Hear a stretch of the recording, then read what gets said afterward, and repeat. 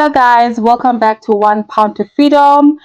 We just want to thank you for watching our videos, for subscribing, for liking, for sharing, and we continually say subscribe. Hit that subscribe button, like our videos, share, and let us all come up with different ideas and different contributions to what we'll be talking about. On this channel, we talk about creating our own freedom and encouraging each other to have that plan. If you're in the diaspora, have a plan of your future, where you're going to be in the next 5 years, 10 years. And for us, our plan is relocating back to Zimbabwe. So my name is Penny. My husband's name is Tale, and together we are creating 1 pound to our freedom in Zimbabwe. So in this video today, we will be sharing with you the cost of our building our retirement home. So like we said before, when we started building, we're just building a home for our parents, just a home for the family. But then after we realized that our plan is relocating back home, we decided to make this home our retiring home. Tale? Yes. Welcome guys. Yes, today we'll be sharing with you probably one of our major steps towards relocating to Zimbabwe. We can't relocate to Zimbabwe without a roof on our heads. So fortunately, as we said before, the universe was conniving with our plans spiritually. As we thought we were just doing some developments back home, but we end up taking those developments as major part of our relocating move. Yes. So we just want to share with you the costs of building a rural, can I say a rural? It's just a house. It's just a house. So the cost of building a house in Zimbabwe, though the house is in a rural area, it's in Uzumba.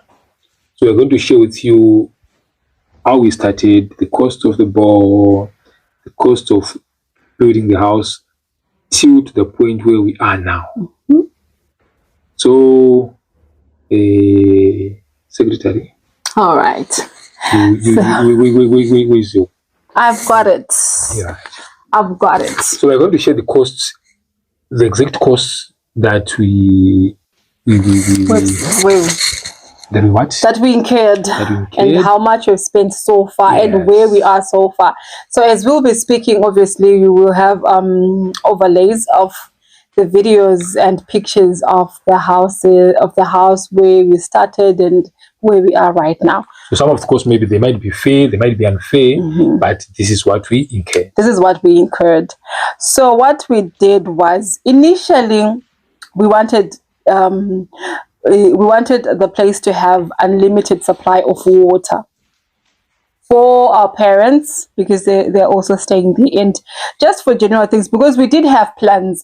Before we were thinking of relocating, we did have plans of starting projects at Uzumba, at our homestead, because we also wanted to have extra incomes at home, just to sustain our parents and to sustain other projects in Zimbabwe. So our first idea, or our first project, was having a borehole. So for drilling a borehole, we consulted our friends who are in the drilling borehole business. I'll just put their flyer as we'll be talking. And if you want to do, they do boreholes, they do solar system installations, so you can contact them if you would like them to work with you. So the total cost of drilling a borehole, they drilled 40 meters first. So the 40 meter, for the first 40 meters will be inclusive to the first quotation that you get. Then thereafter, every 10 meters will be, is it 10 meters? Or every other meter will be $100. So But the total what? The total, what is the total? $20. Anyway, so the total, okay. Anyway, let me just go to the total. The total for the borehole was 4,450. The total depth of our borehole is 60 meters. They did the first 40. They couldn't get water. It was just little water. I think at 40 meters. Is it water or water? Water. And then they drilled 20 more. We had asked if they could drill 30 so that the borehole would be 70 meters deep. But at 60 meters, they said they found enough water. And then that's when they stopped. So when they drilled early last year, that was just after the drought season in Zimbabwe. So we had a few issues, but we never ran out of water. But anyway, it's okay. That water was enough, and it's still enough, and we managed to build with that water. So the cost for the borehole was 4,550 for 60 meters, for a 60-meter deep bore, and that includes the tank, the installations of the tank, the water pump, the solar installations for the borehole, like all the whole borehole system. It costed 4,550. The tank and the stand is also included there. It's also included there. And then from there, we consulted a guy we met. He's also based here in the UK. He does plans and 3D pictures of your house and pictures of how the house looks like. So we just consulted him, and then we asked him if we wanted to build a rural home, and he gave us different plans. So we gave him the idea that we wanted. So we didn't want a hipped roof house. We wanted like sort of like a flat roof. So we gave him the ideas that we wanted, and then he gave us a plan and the pictures. So as you can see, the plan that we've put on the overlay, that's the plan. So initially the house was 220 something square meters, which was like a large house. But when it was actually measured later, when everything had been done, the actual house floor area is 180 square meters, the whole house. It's a 4-bedroom house. It has 2 en-suites. It is an open plan for the living room and the dining, and then the kitchen. It also has a bathroom outside. We wanted to add more rooms, but like we said, initially we hadn't planned to retire there. But anywho, it's a fairly comfortable house, and it's a big house, and it's good. So yeah, if you want his services, you get in touch with him. We'll attach the contacts. At least the good part of it, you share with him what you want, and he'll be sharing with you in a picture form what you're trying to come up with. So that's a good part of it. He's so flexible. So yeah, after the plan, now on the ground, now the real business. So we started with the box. So as we said, we're going to share all the costs as fair or as unfair as they were, but that's what we incurred. So for the box of the house, break it down for us. All right, darling. So we used this is the quotation we got from the builder. When the plan guy, the guy who does plans, when he does his plan, he also will give you a bill of quantities. So you will have your own bill of quantities from him, saying this house the plan that I've made for you, roughly you will need these bricks. So when we then consulted the builder, who did the whole building of the house, he also gave his breakdown of the materials that he needed, and would also just do a comparison with what we had been given before, the bill of quantities, and they were more or less the same. Some was maybe a much, but not like a much of a difference. So the box had 12,000 bricks, 45 bags of cement. We bought 230 wheelbarrows of 3/4 stones, and there are also other material like river sand, deformed bars, brick force, the black plastic, termite, termite what? Poison. The labor and the cost, because we were building a house in our rural home, we used farmhouse bricks. So maybe that's the way it became a bit cheaper for us, because yeah, probably that's why it was a bit cheaper. If we had used maybe actual bricks, we would have been talking about $100,000 for 1,000 bricks. So for 12,000 bricks, would have been talking about maybe $1,200 towards bricks. But because we're using farm brick, it was $40 for the box per thousand. So our total for the box was $2,700. But because we're using farm bricks, the advice was not to use one. Is it one line? I don't know. So we're using double lines. Yes. The whole house was built with double lines, Yes. just for it to be stronger. So sometimes you'll find that the quantities of bricks that we used in the cement was a lot on this house.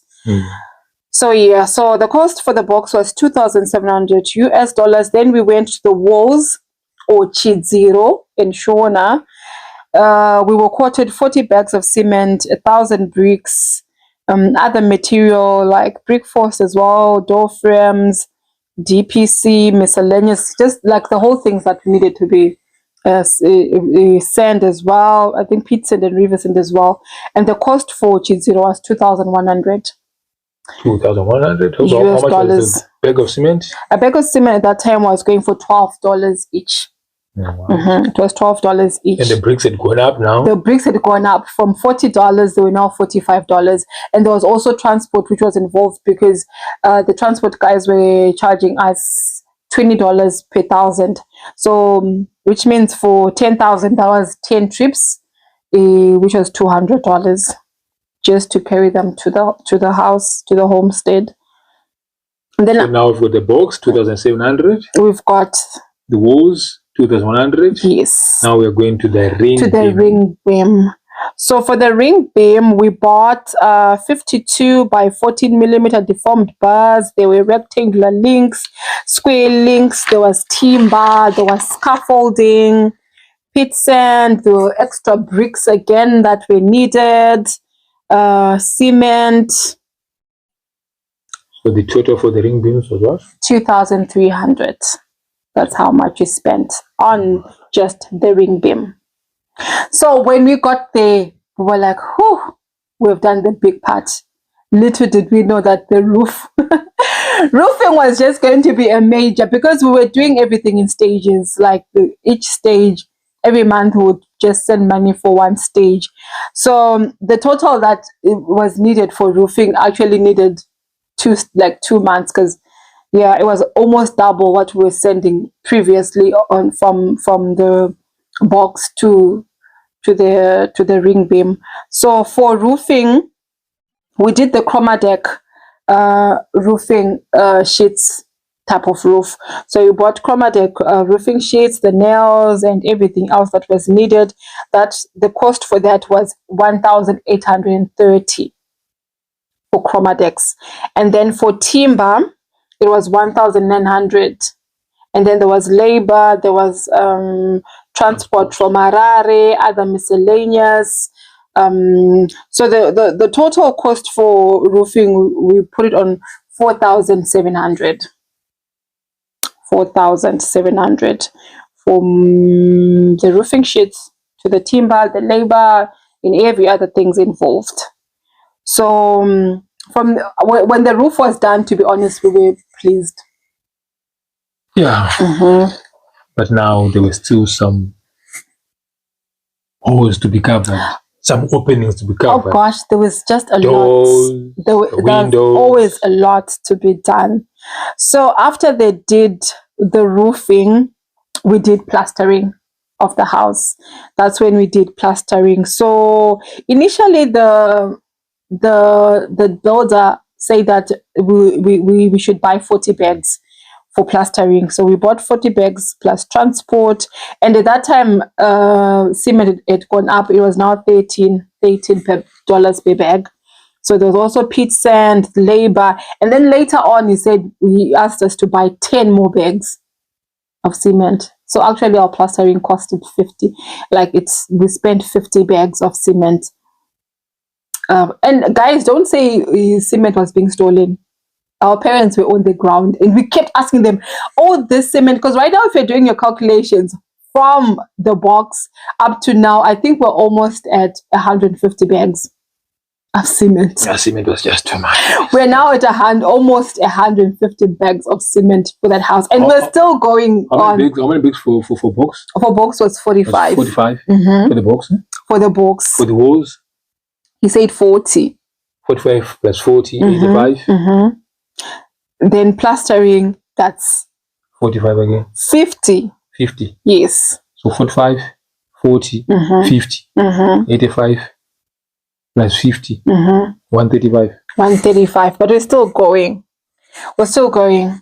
So plastering costed 1,430, including everything, transport, labor, and the cement and stuff like that. This is plastering in and out? In and out, yes. So we plastered in and outside the house. Then from there, we did the rough floors. So rough floors, it was 24 bags of cement. Then there's also river sand and transport labor, and that was $850 for rough floors. And then from rough floors, we did window frames and window pans. The window frames and the window pans and the labor, we spent 1,600 on that.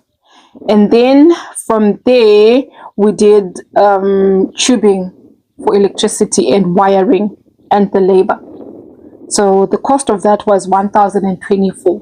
That was tubing and wiring and labor.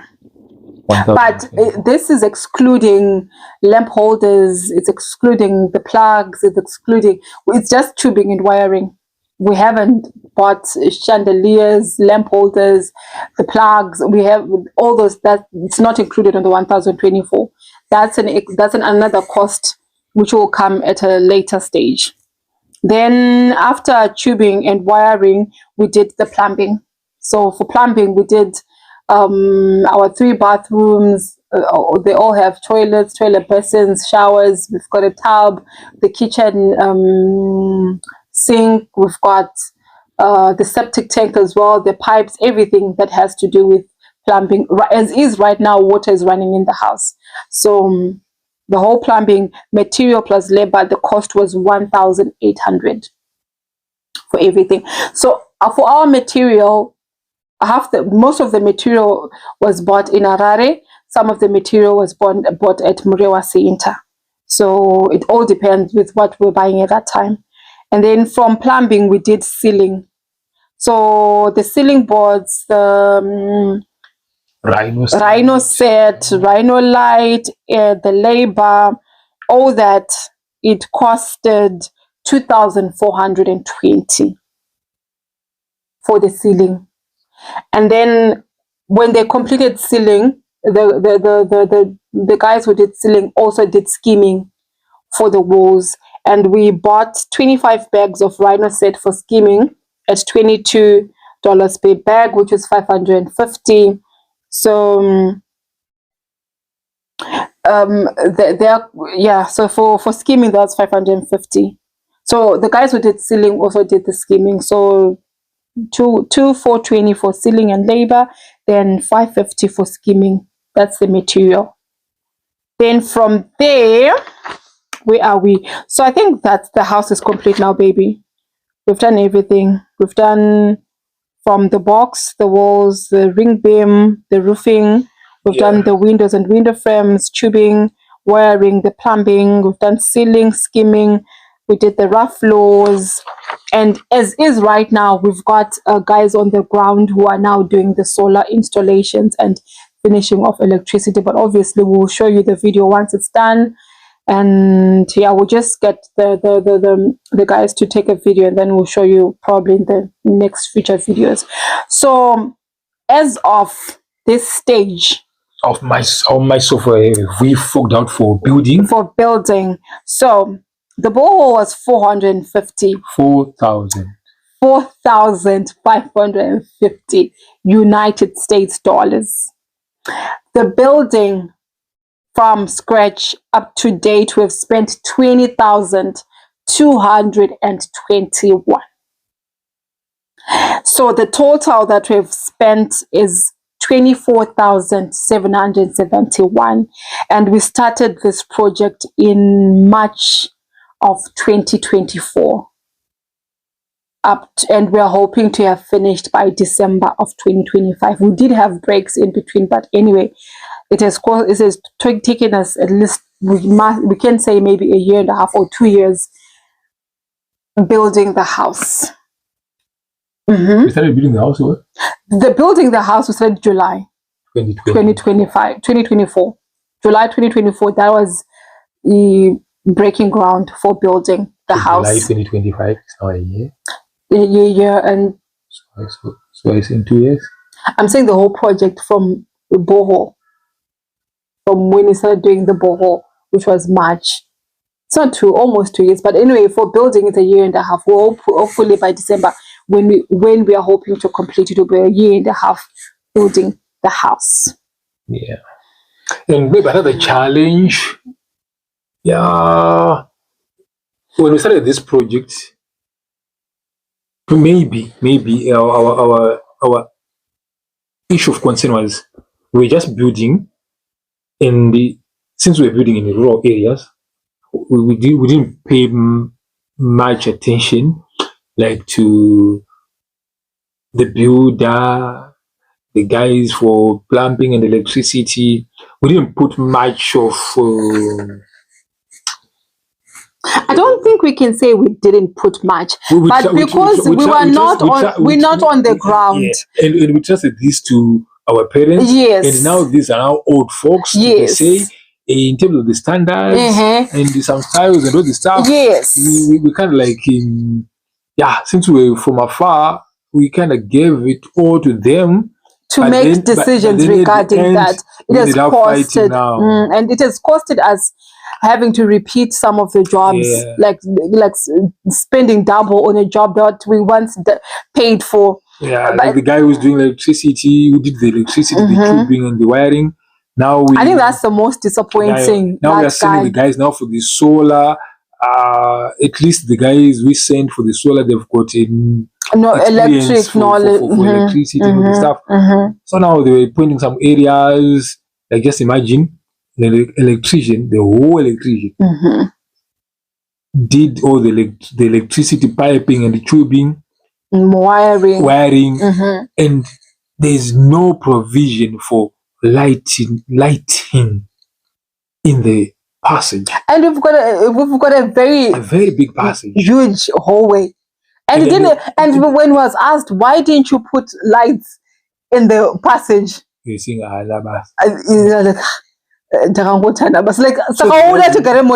guys we see, they are saying that there's no provision for lighting in the passage. Come on, why? For me, it wasn't even just about the lighting. What I've bothered me the most is like he did not even earth the house outside. Like until you do earthing, earthing inside, but not outside in that earth wire that goes in the ground. So people then go there and say, you know what, the house has no earthing that's going in the ground. Why did you not do that? Even the what we call it, the plumber. The plumber, it was an issue. Oh, we fought. When it comes to these finishings, I think building, it was a smooth flow. We liked the way it was built. Of course, it didn't come out the way it really was on the picture, but I mean, because obviously the builder was now improvising and doing his own styles. Maybe when he thought, I don't know. But anyway, we cannot fault him, and we're okay with how it came out. But the finishings. So now what we are doing is we are having to send people to try and check on the, maybe it's not rewiring, but fixing the wires, and then having to make provision for lighting in the hallway. And in one of the rooms, the light is not even in the center. Yeah, it's in the corner of.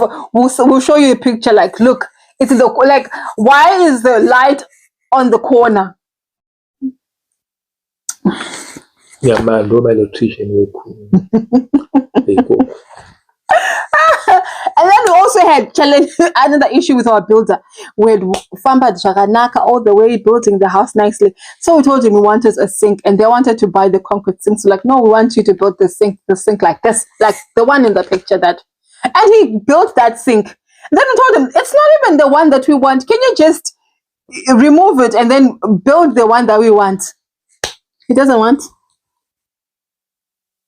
The thing is, Abaka Kudaro, the issue was, okay, the design. Fine. We didn't like the design, but the size of the basins. Why are you making small basins? It's not like it's a small yard. It's a humongous yard.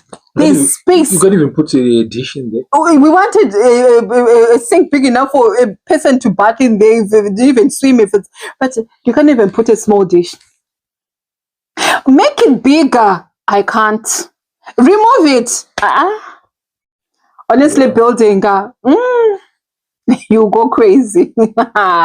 Crazy and angry. But to be honest, the bottom line is, if you're on the ground, I think some of the things you monitor yourself. Monitor them. Yeah. The only thing is we're not on the ground, and not to blame the people on the ground.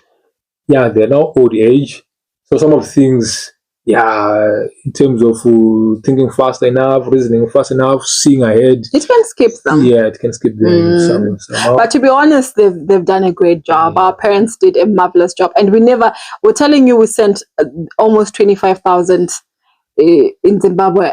There was no time that we ever had issues with money being stolen or things not being bought. They diligently did the job.